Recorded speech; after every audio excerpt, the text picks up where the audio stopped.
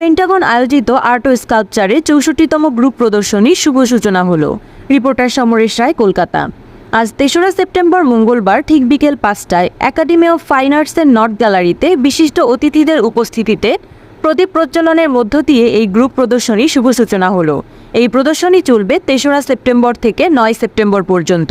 দর্শক ও সফল শিল্পীদের জন্য দেখার সুযোগ থাকছে প্রতিদিন দুপুর ১২টা থেকে রাত্রি ৮টা পর্যন্ত। এই প্রদর্শনীতে ১১ জন শিল্পী অংশগ্রহণ করেন। এই প্রদর্শনীতে প্রত্যেকটি ইন্ডিয়ান আর্ট কলেজের প্রাক্তনী প্রফেসর থেকে শুরু করে প্রাক্তনী শিল্পীদের ছবি তুলে ধরা হয়েছে, যাদের ছবি বিভিন্ন দেশে গিয়েছে। বিভিন্ন দেশে তারা প্রদর্শনী করেছেন। এই প্রদর্শনীতে সুদূর হায়দ্রাবাদ থেকে এক শিল্পী তার ছবি তুলে ধরেছেন।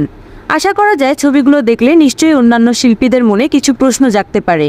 এমনকি ছোট ছোট শিল্পীরাও তাদের শিল্পশৈলী নিয়ে আরও এগিয়ে যেতে পারবে এবং তাহাদের মনোবল বাড়বে বলে আশা করা যায়। এই প্রদর্শনীতে অংশগ্রহণ করেছেন অশোক গাঙ্গুলি, সুজিত কুমার ঘোষ, রাজীব সুর রায়, সুব্রত ঘোষ, অঞ্জনা দত্ত, ধীরেন শাসমল, চন্দনা খান, সর্বাণী গাঙ্গুলি, গৌতম সরকার, সুব্রত কর্মকার এবং বিশেষ অতিথি বাবু জাট্টাকার। সংক্ষিপ্ত বক্তৃতার মধ্য দিয়ে তারা বলেন, বহুদিন বাদে আমরা এইরকম একটা সিচুয়েশনে প্রদর্শনী করতে পেরে ভালো লাগছে। করোনাকালে যেভাবে শিল্পীদের দিন কেটেছে, ঘরবন্দি দশায় জীবনযাপন করতে হয়েছে, আমরা অনেকটাই ভেঙে পড়েছিলাম।